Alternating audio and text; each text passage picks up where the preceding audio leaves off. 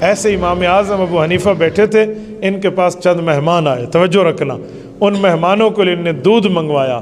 دودھ اس جیسے آج کل چائے ہے نا، زمانہ بدلا ہے تو دودھ میں ملاوٹ آ گئی ہے، وہ زمانہ خالص تھا تو دودھ بھی خالص ملتے تھے۔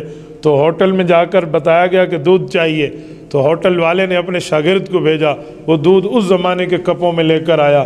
امام ابو حنیفہ کے مہمانوں کے سامنے اس نے کپ رکھے تو امام صاحب کو بہت اچھا لگا، بچے کا انداز، بچے کا طریقہ، تو کہا بیٹا یہ کپ اٹھانے بھی آپ آنا۔ انہوں نے کہا جی ہاں۔ وہ واپس آیا تو امام صاحب نے پوچھا کیا نام ہے؟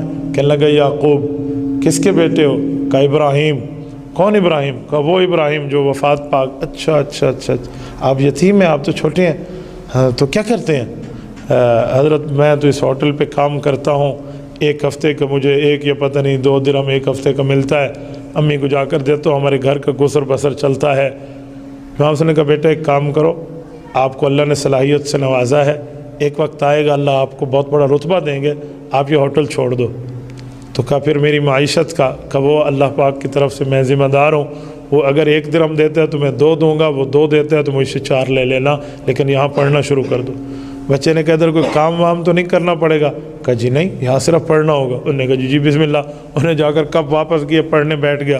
1 ہفتے بعد ڈبل تنخواہ ملی تو ماں کو جا کے دی، ماں کو نہیں پتہ، ماں نے کہا استاد نے دی؟ کہا جی استاد نے دی۔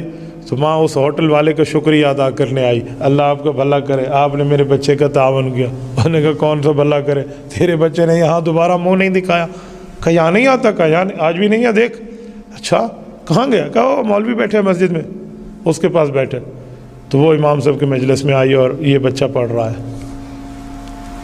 کہا یعقوب، کہا اب استاد صاحب سے اجازت لیں، کہ میرے استاد سے بات کرا، کہ میں ان کی والدہ ہوں، آپ نے کون سا ظلم کیا ہے؟ ہم آپ کو شکریہ تو ادا کرتے ہیں کہ آپ نے 2-4 روپے زیادہ دے دیے، لیکن آپ کب تک دیں گے؟ آپ مولوی ہیں، یہ مولوی بنے گا تو کھائے گا کہاں سے؟ یہ اس زمانے کی بیماری چلی آ رہی ہے، تو میں اپنے بچے کو یہاں نہیں پڑھنے دیتی، آپ اسے نکالو۔ پکڑا اور اس کو جا کے ہوٹل پہ بٹھا دیا۔ امام صاحب کے پھر مہمان آئے تو دوبارہ اسی طرح بچہ آیا تو امام صاحب نے کہا بیٹا بیٹھ جا، تنخواہ کتنی؟ کا جی 3 درہم کا، مجھ سے 5 لے لینا، بیٹھ جا یہاں۔ ایک بار پھر بیٹھ گیا۔ اب کی بار امی کو پتہ چلا تو امی پھر آئی تو امام صاحب نے ماں کو بڑی لجاجت سے کہا کہ آپ میرے لیے قابل احترام ہیں، میری بڑی بہن ہے، میری گزارش مانیں، اس بچے کو یہاں بٹھا دیں۔ تو ماں نے کہا کھائے گا کہاں سے؟ اللہ اکبر، یہ علم حدیث سامنے ہے۔ تو حضرت امام ابو حنیفہ رحمۃ اللہ علیہ نے جملہ فرمایا کہ ایک وقت آئے گا یہ ایسی خوراکیں کھائے گا کہ بادشاہ بھی وہ خوراکیں شاید روزانہ نہ کھائے۔ ماں نے خاموشی اختیار کی اور چلی گئی، لیکن اس کے سامنے منظر نہیں تھا تو اس نے دیکھا نہیں، چلی گئی۔ یہ بچہ پڑھتا رہا،